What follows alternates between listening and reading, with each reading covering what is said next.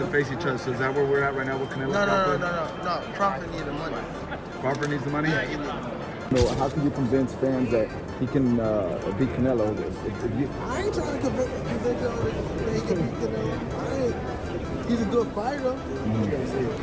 You know, I'm gonna make all those doubters at the end of the day, at the end of the fight, they all gonna cry when they get home. You know, and I meant them. Gervonta Davis predicts that Canelo Álvarez will embarrass Terence Crawford when they step into the ring. He insists Crawford is not untouchable, recalling how even Yuri Ortiz Gamboa once hurt him. For Davis, that moment proves that Canelo's size and power will simply be too much. He believes the gap between them is obvious, and Crawford's past vulnerabilities will resurface against a stronger, more dangerous opponent. No, how can you convince fans that he can beat Canelo? I ain't trying to convince y'all that he can beat Canelo. He's a good fighter. But, bro, I would say smaller fighters are always better than bigger fighters because they're smaller, they know how to move and things like that. But this guy is great at what he do. And another thing, bro. Gervonta Davis, a star at lightweight with a reputation for knockout power, has been vocal about the Canelo-Crawford matchup. He consistently picks Canelo, arguing that Álvarez's natural size, strength, and big fight experience will overwhelm Crawford, who has never fought at such a high weight. For Davis, Canelo's proven success across multiple divisions makes him the safer bet, even against a technician as sharp as Crawford. You know, I'm gonna make all those doubters at the end of the day, at the end of the fight, they all gonna cry when they get home. You know, and I meant them. You know, everybody's talking about the size and, you know, me being a smaller fighter, but if you look on the stage, I've been sparring these big dudes my whole career. Like, how I'm gonna take a punch? They punch me every time we spar. So, you know, it's okay. You know, once we get in the ring and they see something different, like each and every time, there's gonna be another excuse. Why, the reason why Terence won, and this and that and that is, but I can assure you, I'm gonna be victorious, and after that, we're gonna have another parade. Terence Crawford has built his career on silencing doubters. Already an undisputed champion at lightweight and welterweight, he now aims for the massive challenge of facing Canelo Álvarez at super middleweight. Despite concerns about size and power, Crawford remains confident that his skills will shine. With fiery determination, he warned that those doubting him will go home crying after fight night, showing the mental toughness behind one of boxing's boldest moves. We got between Canelo and Terence Crawford. Tank is gonna pick Canelo to knock Crawford out. We all know Tank had his little run-ins with Bud and things of that nature, to where Bud say he will fight Tank at 147, which is crazy to me, right? Tank ain't going to no damn 147. But nonetheless, Gervonta Tank Davis go ride with Canelo, and you know, he a smart man. No, he a smart man, because I think everybody and their mama see that, you know, Canelo Álvarez is too big for Terence Crawford, just like Terence Crawford know it. But Gervonta Tank Davis always pick Canelo over everybody. Doesn't matter who it is. When it comes to resume and experience, few in modern boxing rival Canelo Álvarez. From facing Floyd Mayweather early in his career to testing himself against bigger men, Canelo has consistently stepped into challenges. Supporters argue Crawford, for all his pound-for-pound brilliance, has yet to meet that caliber of naturally larger opposition. Canelo's history of overcoming size disadvantages fuels his confidence heading into another super fight. I don't see Crawford knocking Canelo out. If Canelo lets Crawford get away with boxing, he may have a shot. If Canelo comes in there and boxes and cut the ring, Canelo has a chance of knocking Crawford out. What? Yeah. You said Canelo got a shot at knocking Crawford out? I think he does. Wow. Remember, Crawford coming up for 135. And I don't know if y'all remember when he fought Gamboa. Gamboa rocked him a little bit too. And we talked about Canelo Álvarez. That was a long time ago. We gonna do that. Canelo got rocked by Jose Miguel Cotto. I didn't know that. But on the real, Canelo has faced a bigger opposition. He's faced a bigger and a harder punchers. Who has Crawford faced that's a big puncher? Canelo's taking more hard punches than Crawford. The tail of the tape is going to be if Crawford can take the power from Canelo, and can Canelo box with Crawford and potentially hurt him and finish. Analysts caution against relying on old comparisons when judging this clash. Canelo Álvarez is not Errol Spence Jr., and Terence Crawford is not Floyd Mayweather. Canelo brings his own unique tools, explosive power, slick upper body movement, and an iron chin. Crawford, on the other hand, is defined by his adaptability and switch-hitting versatility. Experts stress that this fight can't be measured by past blueprints. It's a fresh battle of styles between two extraordinary fighters. Bro, Crawford is a dog, that's a fact. Heart of a lion, that's a fact. Great boxer, great skills, high IQ, future Hall of Famer, that is a fact, ladies and gentlemen. You know what else is a fact, ladies and gentlemen? Terence Crawford cannot afford to get hit with these same shots by Saul Canelo Álvarez. Canelo Álvarez is not the mean machine. Canelo Álvarez is not Sean Porter. Canelo Álvarez is not Gamboa, and he's for damn sure not Errol Spence Jr. Just like Terence Crawford is not Floyd Mayweather or Lara. We trying to say that Bud's gonna do the same thing that Mayweather was able to do. Two different styles, two different type of fighters. Mayweather is a pure boxer. Terence Crawford is not a pure boxer. That does not mean that he can't box. Before y'all try to kill me in the comment section. Yes, he has the ability to box, but Terence Crawford is a boxer puncher, ladies and gentlemen. He gives angles, but he doesn't move like a Floyd Mayweather or a Lara. He's not on his toes like that. And he also likes to exchange when he gets hurt, and that could be to his detriment. And if he exchanged with Canelo a little too long, it might be NyQuil time. But y'all let me know how y'all feel about this in the comment section. Canelo Álvarez enters with advantages in experience and natural size, as 168 pounds is familiar territory for him. While it's new ground for Crawford, many view him as the most technically skilled fighter in boxing today. His sharp timing, counterpunching, and ability to seamlessly switch stances make him a nightmare for opponents. This fight, therefore, is the ultimate clash, size and experience versus technique and adaptability. Boxing odd makers have Canelo vs. Crawford Gillette close. Now obviously Canelo has the size advantage. He's 3 weight divisions heavier than Crawford.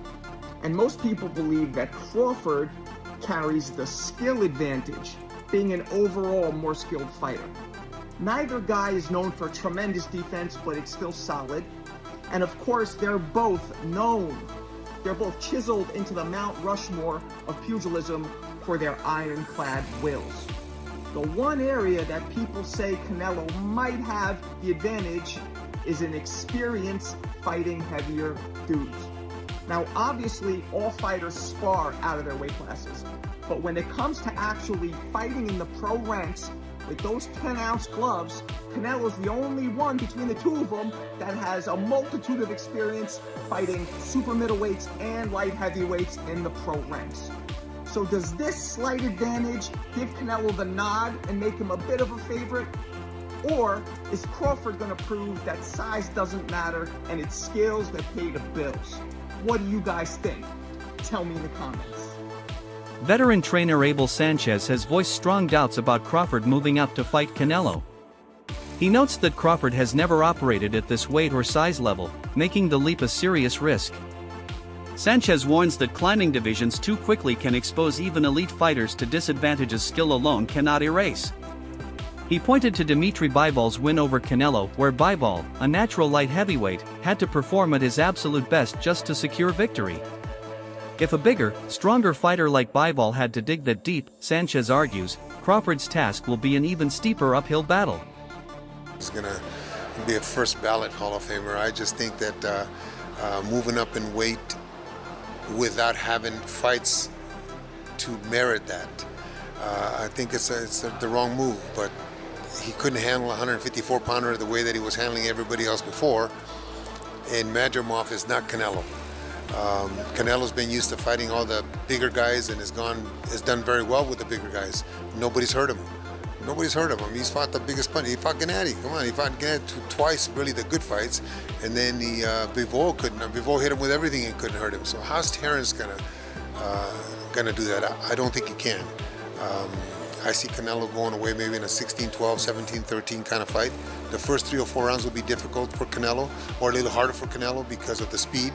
But once he assimilates, just like when Golovkin fought Kell Brook, you know, the first 3 or 4 rounds where Kell was fast. But Terence is going to expose himself when he throws his punches, and Canelo's going to finally get this timing down, and I think we'll be able to control the fight. Do you see a version of Canelo now that is slowing down? Obviously, a lot of people might point towards the William Skull fight, but again, despite how that one played out, people talk about his lack of motivation maybe for a fight like that. But do you see this version of Canelo declining? No, I think the lack of motivation because of the opponent could have been the reason for that fight. I think these guys at that level, once they get a name, they're looking at a name. It's a different story. They're not only their motivation, but they're waking up earlier in the morning to go run. All those things come into play because they know they have a challenge ahead of them. One thing with the weight, and again, Buddy spoke to me about this, is he said that if he was Terence, he'd come in just over the 160 limit, so he's just inside the 168 limit to try and keep a bit more of that speed instead of just like bulking up. Did you agree with that sentiment, or if you was Terence, would you just bulk up? Well, let me say this. Like everybody else, I read or I watch some of the writings on the internet, and to see that Terence is weighing 186, 190 pounds, I think that's completely the wrong way to. Respected trainer Robert Garcia added concerns about Crawford's preparation. He warned that bulking up too fast could compromise Crawford's greatest weapons, his speed and reflexes. Garcia dismissed comparisons to Floyd Mayweather, reminding fans that Mayweather always stayed within his natural limits. For Garcia, the danger is clear. If the added weight slows Crawford or drains his stamina, his brilliance may not fully translate to super middleweight. With Crawford, I think gaining too much weight and too much muscle might affect them. If they're thinking of surviving and being able to take a punch and being able to go rounds, then they're trying to maybe go the distance, and they'll be happy with that. But I think Crawford's natural talent, Mayweather had it. You know, you guys were just mentioning it right now, that Mayweather never needed to gain weight and never needed to be heavy to be able to beat those bigger guys. I think Crawford's skills, we give Crawford a chance because we know how good he is, how, you know, his skills, his speed, his combinations. But if he's gaining so much weight, he might not be able to do those. He might not be able to have those same skills when it comes to his speed, his footwork, because of the weight. So we'll see. You know, I just hope he's not just training and getting big to survive and go the distance, because maybe that's a win for him. Maybe he's thinking, if I go the distance with him, that's a big win for me. So, you know, I just hope not. I expect Crawford to actually pull up some runs and maybe even pull up the fight. But if he's too heavy, too big, he's gonna get hit, and he's gonna have to exchange punches, and that's where the danger comes. Two-time Olympic gold medalist and multi-division champion Claressa Shields weighed in with a different take. While acknowledging Shane Mosley's prediction that Canelo will dominate, Shields respectfully disagrees. She leans toward Crawford, citing his adaptability and skill set as enough to neutralize the size disadvantage. As one of boxing's most decorated female fighters, Shields' support adds credibility, especially since she's long admired Crawford's technical mastery and mental strength. Like, all due respect to Shane Mosley, Sure. he just said that Terence Crawford was going to get watched by Canelo. I don't think his word is really worth that much. Do you think she need a year? No, she needs till January, February. That's the timeline. She needs 6 to 8 months. She said out of her own mouth that she's in shape. She can come back. She told me that I'm too small for her. I'm not skilled enough for her. She punched too hard. And if she comes to get me, I won't be able to keep her off me. So stand on that. Take this $15 million and come get your ass whipped. Trainer Rob Aosta came to Crawford's defense after speculation about his physical transformation. Some critics suggested his weight gain wasn't natural, but Aosta firmly denied the rumors. He explained that Crawford's body changes are the result of strict discipline, a carefully structured diet, and grueling training sessions. Known for his relentless work ethic, Crawford's preparation is built on sacrifice and consistency, not shortcuts. Aosta urged fans to ignore baseless claims and instead focus on the fight, stressing that Crawford's physique is proof of his hunger for greatness and readiness for this new challenge. Okay. PEDs. You've been hearing a lot about Terence Crawford and Victor Conte as of late. I've seen that, yeah. Little people are making accusations, people are insinuating that Crawford is indeed doping. And based off of his recent size, and they're not used to Terence Crawford looking this big. And give me some insight into that. Give me some insight into fighters walk around with PEDs and criticism of the guy that hasn't tested positive versus the guy in the same fight that's tested positive and team that's tested positive.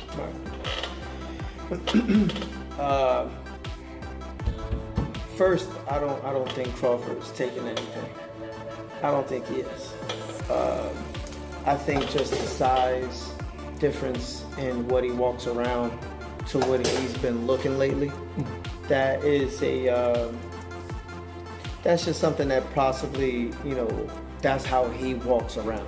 Now, Crawford's physique, he's the type of guy that if he becomes heavy, it shows in his face, it shows in the obliques, but he still got abs, he still got definition in his chest. You know what I mean? So he could just possibly just look like that. Now, mind you, there's still a decent amount of time. We're still talking about 4 weeks. So I'm curious to see how either wherever he is, the cut goes, or however low he goes, how it gets constructed on the way up. Many analysts believe the fight may hinge more on Canelo Álvarez's form than on Crawford's adjustments. In recent years, Canelo hasn't always displayed the explosiveness of his prime. If he returns to his old style, pressuring with sharp combinations and high stamina, he'll be tough to beat. But if he underestimates Crawford or fights cautiously, he risks being outboxed. For Canelo, this fight is as much about reclaiming his peak as it is about defending his legacy. In regards to Canelo's meaty workout, so what do we see there? We see a little bit of what he wants to do to take advantage of a right-hand southpaw matchup. Get his lead foot on the outside, bang the right hand down the pipe, set it up with the jab, and maybe even fire that jab at the lead hand of Crawford to just get it touch, step outside right hand down the middle. We saw Canelo doing a lot of cross-stepping, which is, I think, a bad idea versus someone who has good angle manipulation like Crawford does. Right? Every wasted movement is going to be a capitalization for Crawford to try to fire back on. And Canelo is going to be there to be hit with some counter punches. Make no mistake about it, Canelo will stand in the pocket. Yes, he'll try to make Crawford miss, but sometimes he'll even eat a couple so that he can be there behind that high guard, taking punches to look for one of the big ones on his own counter shot. So that can be a little bit of the gamesmanship too. That can be a little bit of the chess game going on, is who's going to land the bigger counter punch and how many of those can Crawford take moving up to 168 versus Canelo, who has been there and is fighting a guy that has fought at a lot smaller weight, that hasn't seen the power, like we talked about, the narratives being built, that Canelo brings at 168. Even now, all those things will come into play. I think a big important part of this fight is just how much Canelo utilizes his lead hand, because I'm telling you, it's going to be the most important thing in this fight. I really think if Canelo is back on his jab and is able to mask some of the stuff that he loves to do, which is that lead hook to the body, smashing hook on the arms, on the body, on the shoulders. If he's able to hide it just a little bit and then hit you with that timing, that Canelo Álvarez timing that's been perfect, that put down Amir Khan, that put down Billy Joe Saunders, that found the button on Koval. Rapper and boxing commentator Oskino broke it down to one simple factor: can Crawford withstand Canelo's power? Crawford has shown resilience at lower weights, but Canelo's punches at 168 are on another level. If Crawford absorbs those shots, the fight could evolve into a high-level chess match. If not, Canelo's raw strength might end it early. This, Oskino noted, is what makes the fight so dramatic. The entire outcome could swing on that single question. Let me ask you a question. You're a boxing fan, right? Yeah, bang. Canelo versus Terence Crawford. Like right now, according to betonline.ag, Canelo's favored -180, Crawford's 139. That means that if you bet on Canelo, you'd have to bet $180 to make $100. That's not that bad. It's almost 2-to-1 odds. Yeah, but almost. Canelo stuff used to be way crazier than that. Terence Crawford's no joke, though. I mean, I would bet Terence Crawford on the fight. So you would bet on Terence Crawford? Yeah. Why? He never lost.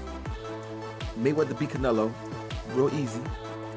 And I don't think Terence Crawford... Mayweather I know beat he was Canelo younger. I know when he was early younger. on. Way I know he was early younger. on. But plus it's Mayweather. Listen, Law is Mayweather. He a cheat code.